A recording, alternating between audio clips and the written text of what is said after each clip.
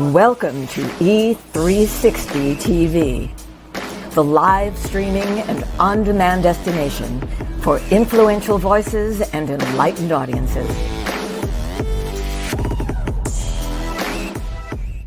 We offer trending, grassroots, and purpose-driven content across a diverse range of interests. E360 TV is more than just watching programs. We offer the ability to interact with live shows connecting audiences to real, authentic influencers and storytellers while streaming to millions of devices.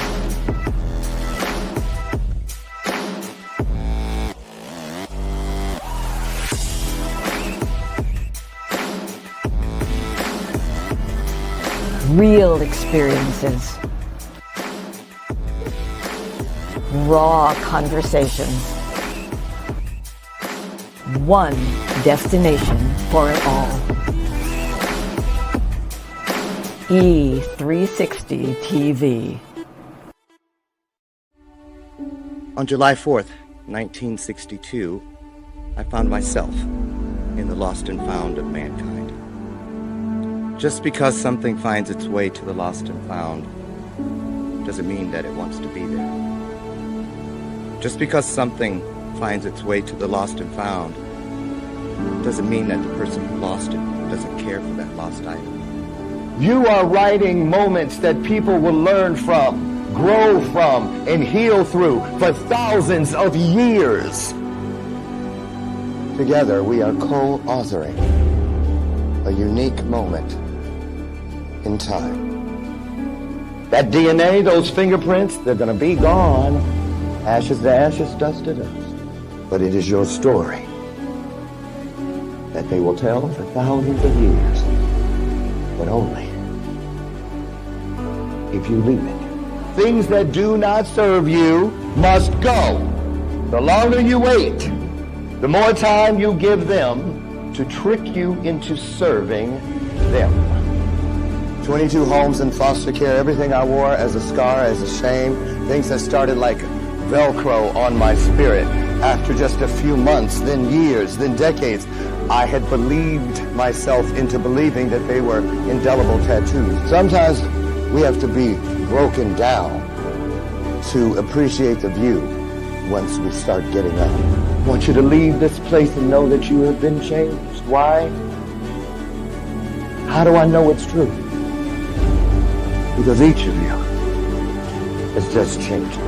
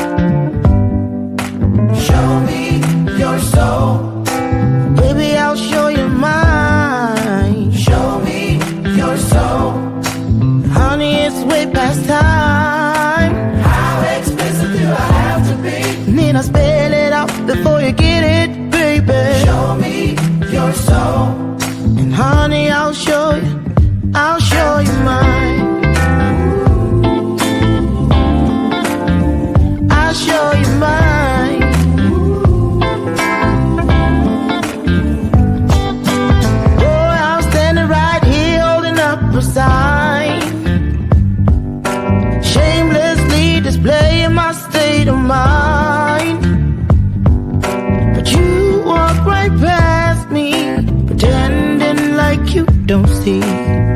What's yours for the taking tonight? Good morning, good morning, good morning, good morning, good morning, good morning, good morning, good morning, good morning, good morning, good morning, good morning. Got it. 10. Okay, wait. Ooh, I might not have done that. Ooh, I'm just playing. Hey, everybody. Good morning to you. Wait. Ooh. Here, let me just put it out there because, you know, I always try to go back and forth with, should I tell them that it's pre-recorded? But then I have to remember to not act like it's not. And you get it, right? This was pre-recorded yesterday, which is really still today, but you'll be watching it tomorrow, which is today. Oh, it's just too much fun, right? So anyway, happy Thanksgiving to you. Wow. One of my favorite days of the year. It's a toss-up between Christmas and Thanksgiving for me, seriously, because of the parades. Everything starts on Thanksgiving. I love it, love it, love it. I was up last night, or was it day before yesterday? I'm kidding. I was up last night getting some things done ahead of time in the oven for Thanksgiving Day. What is your favorite food that you look forward to? Maybe a tradition? Yeah, in your family? Put it in the comment section. It's weird because I don't see you guys coming in, but I know you will be, and I'll be watching right along with you tomorrow, which is today. See how fun that is? Okay, and it's a really apropos. I'm using big words because we got a really smart guy here today, right? Don't ask me how to spell it. I thought for a long time that apropos was a condiment, like relish. I was like, isn't that a relish? Someone said no. Anyway, we have a really great guy here today. He's local to the Chicagoland area. Phil. Checking my mnemonic device. Januszewski. Phil Januszewski. See how easy that is? Januszewski. Okay. Phil Januszewski is here. He is a science teacher. Well, chemistry, physics, I think physics. All the things that I didn't do too well at. All those classes. So we're going to try to stay away from that today. But before we get, I almost said Dr. Phil in here. Before we get Phil in here, I want to tell you about really quickly up in the corner. You see, this is okay. Here we go. I practiced there. See that little green flow code, not to be confused with QR code. That is a flow code, and it is for Genovia Renee, one of our holiday sponsors. I waited today. If someone go, boy, Dr. Lauren, you're looking awfully ashy today. Well, duh, that was the purpose of not putting anything on, so you could see when I do this. Instantly, he's decades younger looking. It's my universe. You're merely visiting, so agree. There's the bell of purpose, you guys. Thank you, Genovia Renee. Listen, you guys, if you scan that code, you go over, and then once you're there and you pick all the wonderful things you want, do this. Use this discount code, Blessed Friday, at checkout. You're going to get an additional discount, which is always good, right? But really, all kinds of things. I've been using their products for about 7 or 8 months now. Met this mother-daughter team in New York City when I was there. Shout out to young Black professionals. They had me in there. It was a one-day turnaround trip. I'll never forget. And I'm so glad I went because I met Genovia Renee. And you should too. Head over and see if there's something you can put in someone's stocking this holiday season. Okay. So let me tell you about our guest today. I saw him on Facebook and instantly I was like, wait a minute. Who is this guy? And boy, am I glad I did. Phil is just a lot of things. Let's start with he's covered in tattoos. Yes, and we're going to find out exactly how many there are because tattooed people always know. It's a story, those tattoos, you know. He has been on a Netflix baking show. He said Netflix baking show flopping. So he did not. I saw his cake. It was actually very gooey and a lot better than I could have done. I'm just going to say. But he is known as a high energy chemistry / physics. Yes, teacher. He is also a keynote speaker. He does it solo. He does it with his best bud. And he's just the kind of person, he says he's on a mission to create and spread happiness through education, motivation, and entertainment. And today, well, you can leave the education part out, especially if it's chemistry and physics. I'm just saying, I'm kidding. We're going to get him in here. Now, listen, Why do I keep wanting to call him Dr. Phil? He has not been here, Phil Januszewski. I'm going to stop looking before the show is over. Januszewski. He's on the way in. Put some hearts on the screen because it is our way of virtually saying good morning. Oh, and before I get him in here, the bell of purpose is in full effect. I ring it on purpose, with purpose, every time some truth is running around in here because I know you're busy. So when you hear the bell, it means, ooh, something good's going on. Let me get out there if you're not in front of the television set. And then also, welcome to the show, my sidekick. She's my version of Ed McMahon. Been here all 8 years. Lucy McGillicuddy Ricardo. Okay, I hear him coming down the hallway, and I can't wait.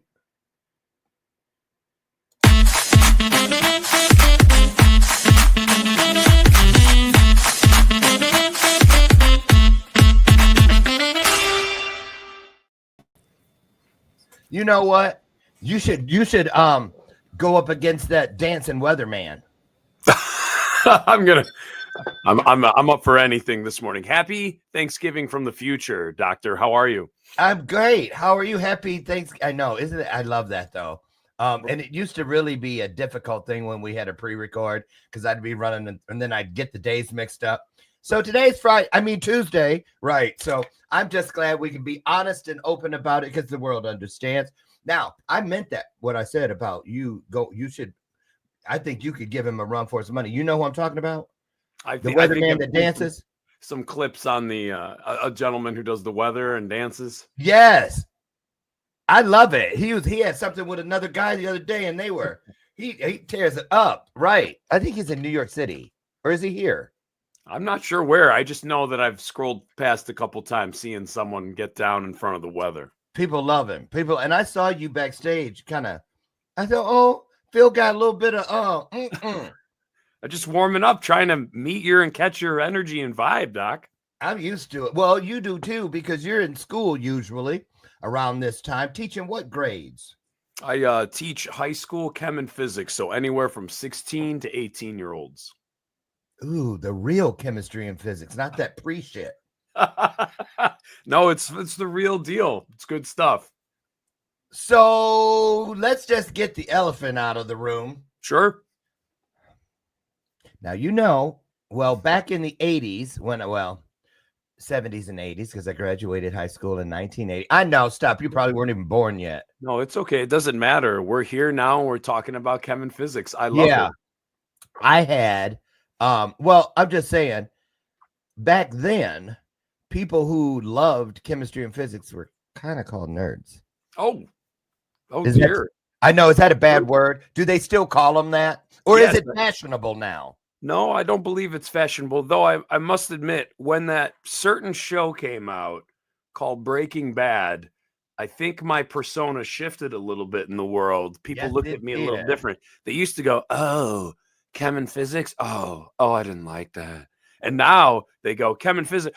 Oh, okay. I know what you're up to. And I'm like, actually, no, I'm just teaching kids, not cooking meth. Sorry. Right. That was a great show, though. You got to admit. That was a great show. So let's get started. So I can't not do what I always do just because we're pre-recording. I'm going to dip out for about 60 seconds just to let you. I always like the guests to kind of, just speak from their heart, take a vibe out, and then we'll go from that and just tell everybody what you want them to know. And then I'll come back in and we'll run from there. How's that? I'm ready, Doc. Okay. All you, Phil, take it away.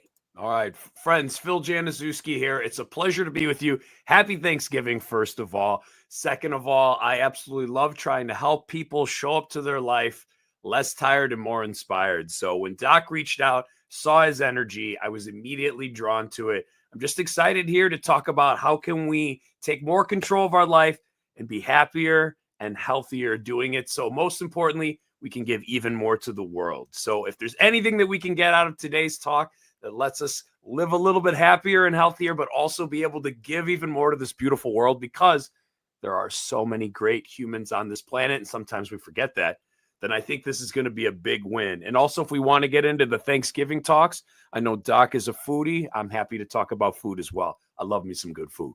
Well, let's start there then. Yes, I love me some good food too. So, will you be doing any of the cooking at the Januszewski? Oh, you got it. I don't know what to call it because I saw your family. They're beautiful. You and Kevin Bacon have the same wife. We do. She reminds me of Kira Sedgwick. Wow, I've got to look that up. I can't picture her right off the top of my head right now. But you can't. Kira, I think wasn't she like Ally McBeal? Okay. Yes. Yeah. Yeah, she was like Ally McBeal. Curly hair, pretty, and Sex in the man City. in the shape. Sex in the City. Mm-hmm. That kind of look. Your wife's gorgeous, and your kids. You have the perfect life. It looks like from the outside. I am overly blessed, doing better than I deserve, Doc. I can be fully honest with that. A very lucky gent. Now, is she a teacher as well? Oh goodness, no. She's a businesswoman. She's my sugar mama, Doc. I was gonna say because I think teachers, honestly, a little just before we get started, I really believe. I used to say that teachers should get paid like doctors and lawyers. Now that I've been doing so much work with the youth, I believe that teachers should get paid like surgeons and judges. Thank you. That's fully received. Our jobs are important, and the world doesn't always see it that way, but I know a lot of people do. No, and especially with nowadays, not to say all, but a lot of parents, especially in your hard hit areas, they leave all of the raising pretty much of the kids to the teachers. You know what I'm saying? It's not like it used to be everywhere, pretty much. I don't think it was everywhere, but you know what I mean. I want to ask you something. What's it like? What type of you work in the suburbs? Have you ever worked have you ever worked in one of the hard hit areas like inner city? No, I have a really unique story where I student taught at the school I've been at for 20 years now. So I've been at only one school my whole career. Isn't that unique? That is unique. Well, it sounds like it was divine timing. Yes. Or they were just desperate for people and I was just a body and I got lucky. Who knows? So let me just ask, because a lot of kids, I was one of them. I really didn't. This is true. This is a true story. I didn't think that I could make it through chemistry, physics. And I took both those classes. I took big mistake. It didn't end the way it started. I took chemistry, physics, analysis, anatomy, and physiology all at the same time. That's a lot. And I would be in quizzes and tests, and I couldn't remember. Wait, is this from that class or is this? So I had to drop two of them. And it was chemistry and physics that I dropped and kept the other two. What are you seeing now over the years? You said 20 years. Is with the aid of AI and devices and whatnot, is it easier? Do you see more kids like stepping into and embracing or being able to be proficient? Oh, you know what I mean?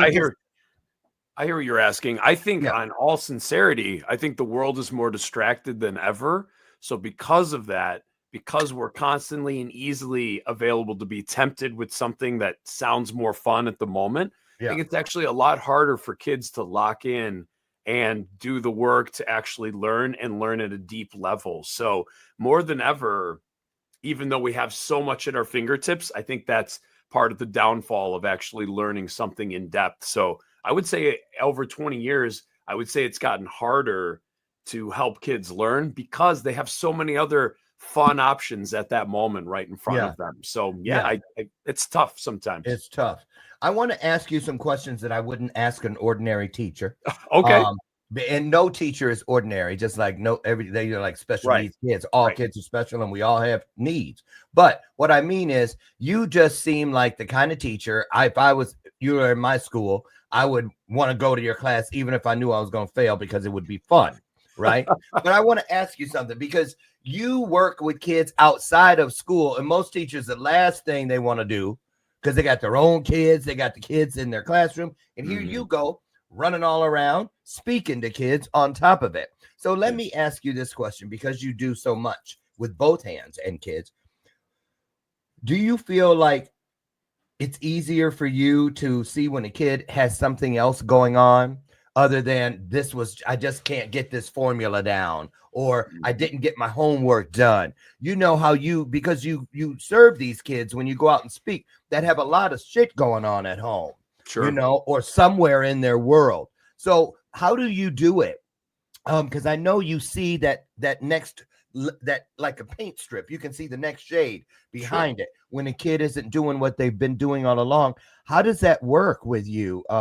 You understand? I don't know if you're tracking me, but yeah, I'm following you. I would say that in the last 20 years, besides teaching, but also public speaking, I think my layer and level of empathy has continued to grow and to continue to grow. Forgive me. Yeah. And when I meet people, I fully know that we all look at life through our own unique lens. So when a student's coming into class and they're just telling me they can't get it, a lot of times it's just because they don't believe that they can get it. And that's where my job really comes in. Though I give information that they're going to learn and apply, my main job is really to help them understand that they're able to do just about anything when they can lock in and take the steps and trust me enough to follow the process. So, but I think that all comes down to relationships. When I know my students personally, they're more willing to be open about what are they going through, so that I know, like, all right, this is difficult for you right now, but we're going to find a way to make this work. But it all starts with trust and relationships.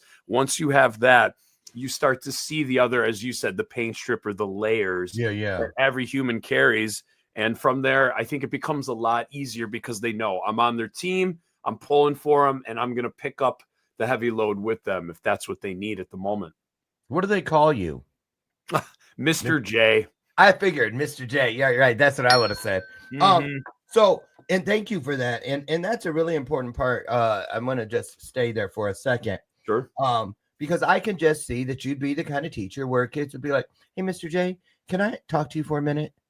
You know what I mean? Because they relate, the hair, you got, and I can just tell you make everything fun and they can trust you. What would you say? This is one of the things, I have a kids thing.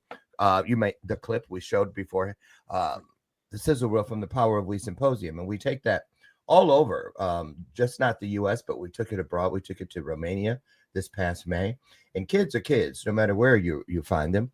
And so I'm always interested. So I'd like you to speak to this if you could, because you have your finger on the pulse of the kids you just that you're currently teaching. What would you say is what are you hearing on the street from these kids is their greatest challenge nowadays? What is it that keeps them awake at night? Because there are things that do that with kids. Yes, I think there's a lot of kids that are overstressed and overstimulated. So they're struggling with the basics like sleep and calm. And that again goes back to that how connected we are. Our brains are so stimulated that they're having trouble calming down enough to get their proper sleep. So what they're doing is they're showing up constantly to life exhausted and overstimulated. And because of that, I think their hardest concern is that they're struggling focusing. And when you struggle focusing and you're distracted, you're having a hard time connecting with other humans, and you're having a hard time accomplishing your goals, whether that's schoolwork, whether that's going to work, whatever it is. I really do think we're an extremely stimulated, distracted world right now. And the young human body feels that more than an adult, I think.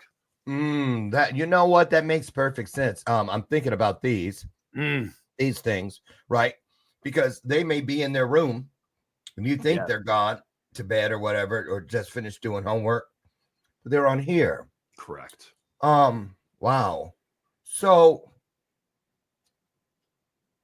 what advice do you give them? Yeah, we talk about this a lot. It's the importance of things that they already know the answer to, but they just might not want to follow through with. And that is get rid of your phone in your room, get an old school alarm clock, that we use. If you have a gaming device or that, set healthy time and boundaries of when you actually stop. It really is amazing that we're in 2024 on Thanksgiving Day, and we're still need to hammer out the basics of that. I need time to rest and reset and restore.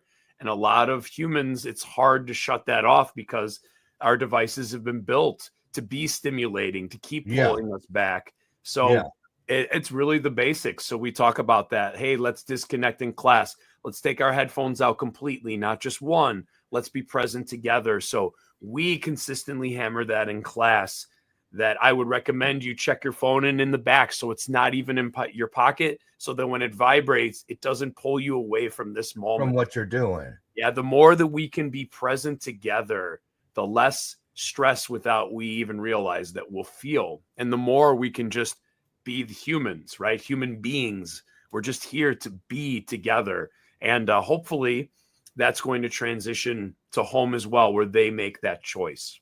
Do you think in the classroom that, especially like a science classroom, kids I used to love the projects and, when we're going to do something crazy. Do you think that has the same attraction to kids today as it did, 20 years ago, or is this more exciting? Yes. Yeah, I went to a student mental wellness conference with some big dogs from, like Stanford. And basically the research shows, like, humans, what we do can't beat out the phone for the dopamine rush. So it's impossible for us to, for me to be more exciting and entertaining than the device, which is why they can't be in schools, because kids can't help it. The human brain can't help it. It's a battle we can't win. So yeah, if I do an exciting demo in person, it's not as exciting as it was 20 years ago, because kids see everything online already. They're kind of desensitized to really exciting, dramatic things. Now they still enjoy it and they have fun, but it's not the same pop, because there aren't as many surprises anymore in our life, because we see so much through our screens. Yeah. I want to ask you a little off topic, but we'll get back. Well, not really, because there's some of those are probably watching too. So we talked about the kids and the differences, but let's talk about the teachers. Okay. Because, you and I do the same work outside, not this classroom stuff, but the speaking. And we do Operation Snowballs here in Illinois, which is one of the things that was attractive about the connection. Absolutely. And I've done quite a few, I think 19 of them so far. Mm-hmm. And I can tell when from school to school, the differences, you know what I mean? I can go to one of these suburban areas. Say for instance, like Downers Grove, right? And because I remember last year I did Downers Grove North and Downers Grove South, 2 weekends apart. But then the third weekend I was at, I don't remember exactly where it was, but it was an Operation Snowball where the schools didn't have the same budgets. So it took 5 schools to be able to bring their leaders. And these were all the kids of color. And it was totally different. What they, the whole everything was totally different. When you go to other schools, can you instantly sense the difference between the school you teach in and the school you're speaking in? Yeah, absolutely. I think you know that too. When you walk into an event, a school, you can sense an energy right away, from the people who work there to who greets you to when you interact with the students. And every school has their own unique energy. True. An amazing one in the area, Oak Lawn High School, is a school that Matt and I have been very lucky to do a couple of their all-school assemblies over the years. And as soon as you walk in, you feel this energy. Kids open the door for you. They look at you and say, "Hey, good morning." And they smile. It's just this energy that's been brought from the leadership and the teachers to the students, where it's very normal to notice people and greet. And then I've been to schools where, they're just like, "Who are you? What are you here for?" It's like, "Oh, we're here to do an all-school assembly." And they're like, "Oh, I didn't know. Just wait here. Give me a second." Where we're kind of like pushed off. So you can sense an energy right away. And we all know a leadership kind of sets that, but absolutely. And you can tell certain schools, you walk into these big, beautiful buildings that are so new, and then some schools that are pretty darn old and could use a lot of love and care. But the good news is actually, Doc, the research shows that the technology, the posters, all of that plays a very little role in a child's education. Its number one priority is the relationship they have with their teacher. So even though that's not a scapegoat not to support education more and get these schools nicer and newer, in the end, it really is like you and them. Do they trust you? Do they feel valued by you? Will they work hard for you? That is the number one way to predict whether, and whether the teacher believes they can do it. That's like the number one predictor of if a kid is going to be successful or not. So I'm going to wrap up the school questions because I want to get into some of the other things you do. But before we do that, I want to maybe end on this note. Okay. How do you feel about, like I'm still messed up in my head when I go to a school where they buzz me in. I get that. But when they got to do the wand and stuff, or you see like school cops. Yes. Around. That was not a thing when I went to school. I don't know if it was when you did, but I'm seeing it more and more and more, especially in the hard hit areas. Do you just feel, I'm just curious because I don't get this opportunity to really speak with teachers that often up close like this. Sure. So do you feel that has an effect? Do they do that at your school? Yeah. So we have an SRO officer, which is an actual police officer. The town has a grant to fund so one of the police officers can work at our school. Okay. And they handle all of the, serious offenses, drug things and stuff like that happens in all schools. Right. But we do not have like metal detectors or wanding at our school. Good. However, if there was ever a serious incident, I think a natural reactionary measure from parents would be to demand that so it never happens again. And I think that's how schools end up the way they do. I think we're all as humans, very reactionary. So when something happens, all right, let's do this so it never happens again. I think occasionally that happens, but I'm sure that sets a certain tone and energy as well when you enter a building. Yeah. And but as far as like our SRO officer, all of them have always been very beloved. They know the students very well. Yeah. And they're looked as more of a leader and a support by the students than like an intimidation factor or like to make you feel like this is a very unsafe environment.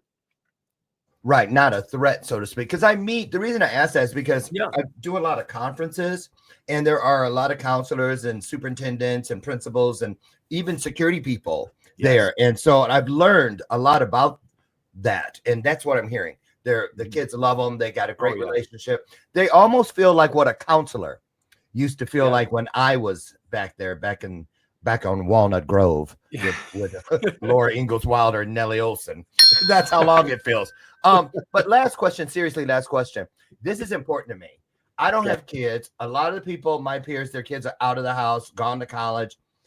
We just had an election and things are on the ballot. And I'm always curious about the things that we have to vote for that affect education. You don't see commercials about them. There aren't people knocking on your door, handing you things. Now you're a teacher. I'm sure you're having these conversations because it directly affects you and the work you do. Just real quick. You don't have to go deep, but what do you feel needs to happen so that those of us who still have a vote and stuff understand how important it is that we know what's going on with the schools in our area?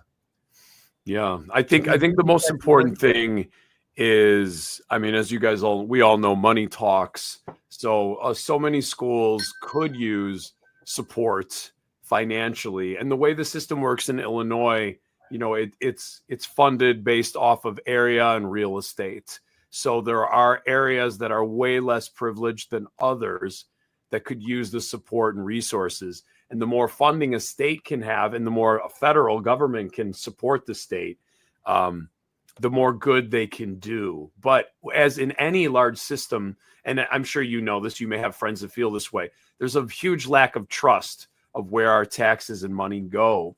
So because of that lack of trust, people are often like, you figure it out. There's no more money to give, anything like that. You figure it out. But a lot of schools and a lot of teachers are extremely underpaid. I'm very lucky to be in an area where I'm compensated well compared to most of the state of Illinois. But there are many teachers on the brink of poverty. And as you said, I think teachers play an important role, especially elementary teachers. They see their people's children longer than the parents do, 5 days a week. They're a bigger influence on them than their actual creators, their parents. So that is something that I think a paradigm shift would be beneficial, because you would draw even more dynamic people to the profession to make an even larger impact. And we all know education is the foundation of a society, even though sometimes media doesn't paint it as that. Thank you for that. You're absolutely right. And I want to just say this, hats off to you, because one of the things the kids tell me, because all you got to do to get their trust is cuss in front of them and tell them it's okay to cuss. They'll tell you everything. They tell me that they wish more of their peeps, their teachers and their counselors and principals and whatnot would care more about just their test scores. They say that a lot. It's all about those scores. And then once that's done, because they're like, but I want to know about other things, maybe the military, maybe I want to be an entrepreneur, maybe I want to, and I'm working with some young kids now in my coaching program, 21-year-olds. I have one that's making $93,000 a month, and another one who has 1,000 engineers working for him. Yes. Right. And I'm like, good Lord, because these kids nowadays, they're able to create through they're making their fortunes through creativity, where people in baby boomers, it was through competition. They're using this. We used our hands. Yes, so sir. I am really excited about this time that we're living in. First of all, I have to understand that I am an alien to this world. I came from a different world. These kids are indigenous. It's all they know. I'm the one that came from a different world. So that's what I'm finding exciting about listening to what these kids have to say. So I just want to say you fit the criteria of what a lot of the kids tell me is missing in their academic life. So hats off to you for that. Now, thank you. This guy on the screen, you guys, I wanted to give you a little taste in case you or someone has a need for a high energy speaker. And trust me, I'm pretty, when it comes to speakers, because I consider myself one and I know quite a few, this is a good one. Take a look. Friends, if you're going to do the good work, if you are going to change the world to be the givers you want to be, you have to end net positive. We can't pour from an empty pitcher. If you are someone who constantly gives to the world, if you intentionally think about what are the things that fill me up, how am I going to get them into my daily schedule? And then when I'm feeling good, how do I give that energy, that passion, that inspiration away? I'm specifically talking to you. So what I became obsessed with, and over the last 11 years, have really built something that helps me flourish, that I hope inspires you in just some small way, is I scheduled out my life. Even the most dedicated givers can feel drained, stuck, or even get burned out. We have to be honest with where we're at, but it's always the next question of, all right, this is the reality. So what can we do to make the best of this situation? There is a way to turn that completely around. You are going to have the fuel to push through those challenges, push over those hills. This is about growing our happiness and fulfillment to record levels. Focus more on their personal life first so that they can pour into their professional life next. So I'm more of an upstream guy. So if you're ready to feel more and give more and create greater impact in the community and beyond, then let's do this together. But when you end up net positive, the best part, the greatest part, the most beautiful part for givers is that we can show up feeling like we're not just surviving, but thriving a little more, and we make mental space to give our gifts away. When we thrive, everyone else around us does as well. My sincere goal is for you to realize and remember what exactly you do daily and how important that is for the world, but that we need you at your best. I'm Phil Januszewski, speaker, teacher, and creator. Shoot me an email and let's empower your givers together.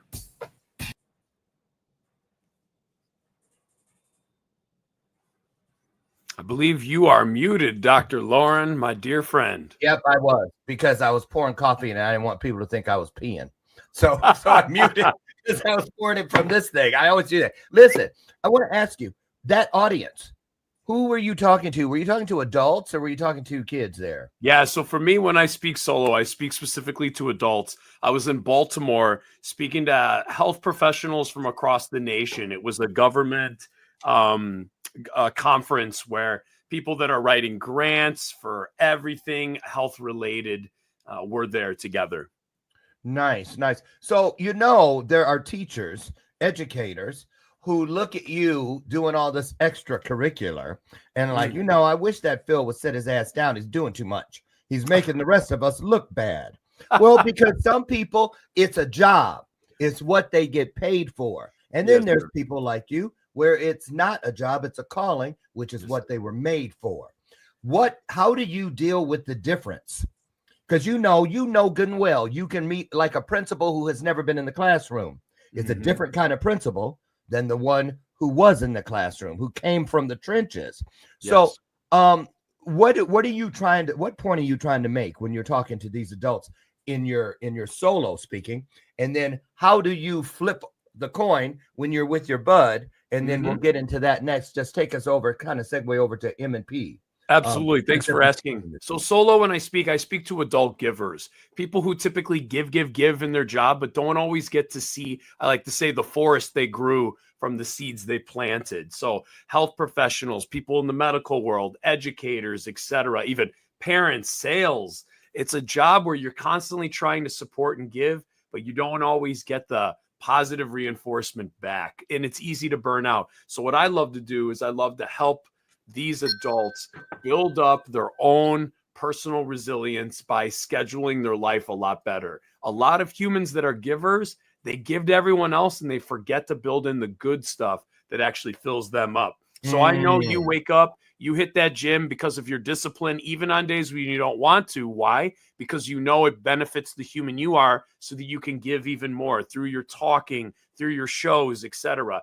I subscribe to the same philosophy that when I'm taking care of myself and I build in intentionally the things that light me up, I need to be creative. I need to see my family. I need to network and grow. I need to work out. I need to cook food because I love it. When I do that every single day in little small increments, it makes my entire day feel fulfilled. And then when I show up to my life, my job, I'm more energized to make positive impact by give. So I try to remind givers not only of their value, but that they need to not be a victim of their own circumstances, but take back control of their life and schedule in that good stuff so that they will show up happy and energized so that they can do the actual giving that they're called to do. Like you said, Doc, to fulfill their calling. And a lot of times givers just need that reminder. They need that reset that I am in control of my life, not someone else's schedule.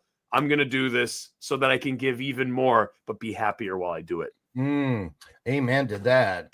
That's beautifully said, Phil. Thank you for that. Thank you. And I agree. I totally agree. I hear that all the time from the audiences, and even have had a few of these people, because, in the audience, when I'm doing those conferences, it's usually, the counselors, the Yes, sir. That whole, caseworkers, social workers, those kind of, the people who take care of our kids when we're not there. That's usually who they are. And what concerned me this past year was how many times I heard from the audience during the Q&As was, any suggestion on how I can manifest a better life? I'm just feeling lost. Yes. And I couldn't believe, once upon a time, you couldn't have paid people to stand up and say that in front of their peers. Right. But now they're just putting it out there, So you're absolutely on point with that. Now, for the people listening, and they may not have anything to do with education or whatever, because it's not just there, it's in anything you do. What are some of the routines or rituals that you implement that keep you focused and keep you in that lane where you can show up as the best version of yourself? Because a lot of people, the term burnout is overused, but then it's also under acknowledged. Right. You know what I'm saying? So yes. What kind of tips can you give us today? Yes, I love that you asked that. Before we can start like building in the things that fill us up, we have to know what fills us up. So I like to call those my ers. So what are your ers? I'm a father, I'm a teacher, I'm a creator, I'm a speaker, I'm a worker outer, I'm a cooker, I'm a baker. So what are the things that in life that you just love to do, that when you do, they energize and fulfill you? They don't just keep you neutral, but they actually energize you. Those are the things you want to be building into your day every single day. And I think, Doc, sometimes people think I'm saying carve out 4 hours and do this every day. No, that's not realistic. But I love music. I can listen to 5 to 10 minutes of music every day, whether I'm in the car, whatever. I have to learn every day. Is that audiobook or reading before bed? I have that built into my schedule. I have to be physically active every day, or I'm grumpy and grouchy. So I get it done in the morning before my family gets up, not because I love that time of day, but because that's the time I can get it done. And I know I'm better off for it than if I didn't do it. So I think a lot of times when I speak to these wonderful givers, in all sincerity, they've served other people so much that they don't even know what they like anymore. They don't even know what lights them up. So some of them aren't ready to schedule it. Some of them are literally staying at my first point and pillar. I got to figure out my ers. What makes me happy? And then next step is schedule it into your day, 5 minutes here, and stick to it. Build your life around that schedule. And then you will see changes after a week or two where you're actually more mentally available to, you know what? I'm going to bring Doc Lauren a cup of coffee because I know he likes his coffee this way, and I'm going to see him today. It's these little connections we make with humans, these little gives that make a huge ripple effect. But we're not available for it if we're just drowning or barely making it. So you got to be selfish. Figure out what you love first, then build it in. Then you will see the changes you make in other people's lives. Simple. Amen. That's right. And you know what? You're lucky I like you. Oh, yeah, the ripple effect. That's my bread and butter speech. We used to be with kids. That was how it started. And then this that you're so on point. I gotta ring the bell. It is, you guys, you hear me say this all the time. Listen, it is not my cup runneth out. It is my cup runneth over. We can only give the world the overflow. So I tell people this, I'm not pouring shit. You need to run behind me because I'm moving fast. And just like root beer foam or beer foam or whatever, catch it. You better get something to catch it because I'm not stopping to pour anything. Yeah. And that ER, I use that one too. I love the way you placed it in there. I'm a father. I'm a cooker. Yeah. Yes. Because I believe in the ER. I tell you guys every day when we get out of here, find one E and one R. Do I not? So you can take what you already are to a new level. Great to greater, bright to brighter, strong to stronger. And when you wake up, you're already all of those things. So look in your path. Don't just step over the opportunities. Pick them up and do something with them. So tonight or whenever it is you lay your head back down, you can say, when I caught that shopping cart from hitting that car in the Jewel parking lot today, that lady was so happy. I knew I was nice, but now I am nicer. It's not hard at all. So hats off to you on that. And I love this one.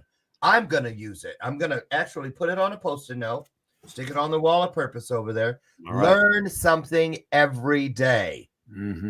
I got to do better with that. That is so important. Now, speaking of learning, I want to learn some things from you. Now, I have been a solo speaker for 10 years, and I'm about to go on tour in Q1. We're in rehearsal starting in January with this guy. Sanjeev Chopra. Sanjeev Chopra speaks all over. You heard of him? Yes. That's Deepak's brother. Yeah. And we're going on tour. And I still lay in bed at night wondering, how is this going to work with two of us on the stage? But you know a little bit about this. I do. It's called M&P. Is his name Matt? Yeah, Matt is my co-speaker and best bud. So M&P Presentations, how'd that come to be? Yeah, what an accident. What a beautiful accident, Doc. I became an accidental motivational speaker. I was helping with my Operation Snowball in 2013, and so was Matt. And we had 1 hour open in our 3-day retreat. And they said, does anyone have anything to say? We're out of money and we need to fill an hour for a general presentation. Me raised my hand. Matt over there raised his hand. They said, oh, good. You two just figure it out. At your own school. At our own school, we were chaperoning. And so that's how we met. Matt and I started talking, and we got really serious about we want to entertain the kids, but give them a very important message. And we also talked about how we were just regular, ordinary guys, but that absolutely loved our lives. So we came up with the tagline of how ordinary is extraordinary. That's our vibe. So we love to build confidence in young adults by putting them through very unique, entertaining, and awkward interactions in front of the crowd to entertain them, but to help them realize that when we take healthy risks, we put ourselves out there in life and we start to grow more and more and become the people we need to be. That's when we really start to see the doors open for opportunity in life. That's when we really start to see us take better care of ourselves and others, when we have our own self-confidence and a positive mindset. So that's what we do. We've been doing it since 2013. Wow. And is Matt a teacher too? He is a school counselor. School counselor. Okay. Mm-hmm. Wow. Was he doing the motivational thing, the speaking before this, like you were? Or? No, they just partnered us up, and we accidentally became motivational speakers. It was one of the most beautiful gifts that we ever got. Chicago, Illinois. Y'all give it up for M&P. But we are here today to tell you this. You are here today for a reason. Each and every one of you are extremely unstoppable. And we are here today to remind you that the skills you already possess will continue to change lives after TTI. And it all boils down to 4 simple points, Phil. Students in Tolono are learning the value of staying positive like they are. M&P Presentations, stop by. How you can make your community, your world a better place. And my friends, it all starts with us and you. And being an unstoppable leader, guys, look around you right now. Look at someone next to you and say, you are a leader, you matter. Go ahead. So let me ask you, which do you prefer? Or is it like, I'll take it all? Yeah, I'm selfish, Doc. I want it all. I love speaking to youth, and with doing it with my best friend, entertaining kids is so fulfilling. I'm on a natural high. I mean, I feel like what people must feel like when they do a line of cocaine. I am so on fire after I get to present. And then for me to be able to speak and have the pleasure of grabbing the attention of adults that give and be able to pour into them to help them live happier and give even more is so fulfilling and rewarding. So the fact that I get to do all of this, it's overwhelming sometimes to think about that I get to do this for a job. I'm extremely lucky. Right. Anytime you can do something that you would do it for free if you had to, which we have done, it's a great thing. I want to extend an opportunity to you. We can talk about it. But I do this thing called the Power of We Symposium. Mm-hmm. And we've done 2 in Chicago, 1 in Atlanta, and 1 in Romania. And I have never, ever, ever, never had a duo on the stage for the kids. And let me just tell you, I love kids from, what's the youngest that you've presented in front of? We go middle school and up. We don't do elementary. Our humor is a little adultish. It's a little adultish. Okay. Now I've done K through 6 and 8, and I would tell you, but I'm gonna tell you something. Literal. Talk about taking you. I'll tell you this quick story about the very first time I did a full school assembly, and it was K through 12 or K through 6. The kindergartners were sitting in the front on the, sitting Indian style. And there were 4 little black girls with 1,000 little barrettes in their hair. And I did this thing where I was like, okay, now take your dream and squeeze it really hard. And then like 35, 40 minutes later, I looked down and they were still, because I never said, stop squeezing and open your. That's the beauty. I'm telling you, those kids will get you there. Mm-hmm. And for the group that you like middle school and stuff, what I love about them is you just got to watch their faces. If they're not tracking or picking up what you're laying down, you're going to see. Mm-hmm. They let you know. They let you know. So on the screen is your personal website. Now, it's not just if people want to hire you to speak solo. There's a couple other things there too, right? Oh, yeah. Yeah. Besides me speaking to givers, I also run an educator membership where we meet virtually twice a month so that I help. We come together as educators from across the nation virtually and just dig into ourselves. So twice a month, we have a different positive psychology theme and simply Like pour bounce into things each off other. of each other. Yeah, And just we educators from all over. Yep, all over the country. It's a membership, and they can come and lean on each other, and we learn how we can take better care of ourselves so that we can do our jobs even better. You know what I want to offer you? I want you to do a 90-minute television special. Oh, based on that, where we invite educators from across, because I got a Rolodex full of them. I love it. You know what I mean? To come and check out what you do. Awesome. So that they know that you have this thing available, because a lot of them only have each other. Yeah. Where they are or when they meet at these conferences, people Correct. that they see once a year. But a lot of them, believe it or not, Phil, go back to places where they feel like they are the only ones. I have been there where there's 4 of them and one is the odd woman or man out. They don't get along with these 3. They don't even talk to each other on the plane, all these things. And we got to do better.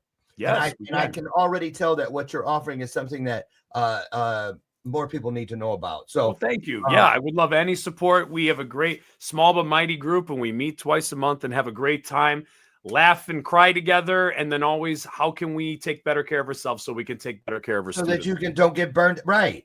Mhm. Right. Oh, perfect. So we're going to make that happen in the new year. We're going to make Love that it. happen.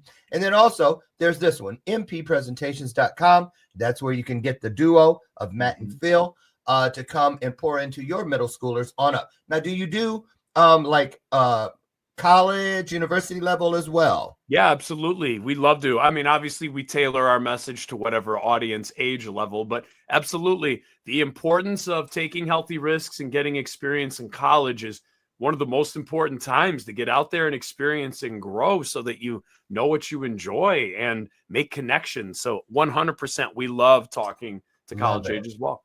Perfect. Well, there you guys have it. Phil Januszewski, thank you so much for not just showing up today, but just showing up every day for our kids, for yourself, most importantly, and for those who need to learn what it really means to be a giver and to not empty the tank out so that you can't give anymore. Okay. So you guys get over. We're going to take the liberty of dropping both of Phil's connectors inside your comment section for easy access at the conclusion of today's broadcast, which unfortunately is right now. Listen, happy Thanksgiving to all of you as we move deeper inside of this holiday season.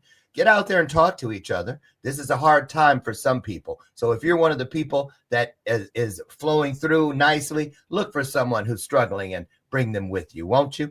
Phil, thank you so much, my man. I am so grateful to know you. And I think we're going to do some great things together. I'm looking forward to it. Now, you guys, you got something to say? Say it. I just said it's been an honor to meet you, and I am looking forward. I appreciate your energy. You're such a good human. Oh, thank you, man. I appreciate it.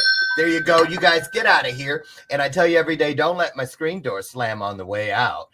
Tomorrow, well, we're going to have another rerun. So I will see you all, God willing, Monday morning, 8 a.m. Central, live right here on Bathrobe Moments. Now, in the meantime, have the best day ever. Have the best weekend ever. Get out there, find one E and one R, and take everything you already are to a whole new level. Great to greater, bright to brighter, strong to stronger, and my personal favorite, kind to kinder. Now, remember, I say it every day, and I mean it. Dr. Lauren absolutely loves you.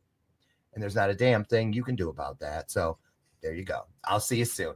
Thank you. Thanks, Phil. Great job, man. Bye, everybody.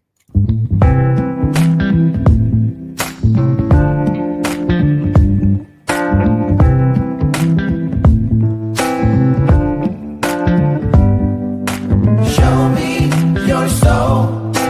Baby, I'll show you mine. Show me your soul. Honey, it's way past time. How explicit do I have to be? Need I spell it out before you get it, baby? Show me your soul. And honey, I'll show you mine. I'll show you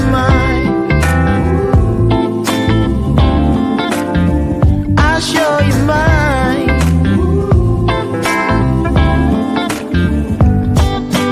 Oh, I'll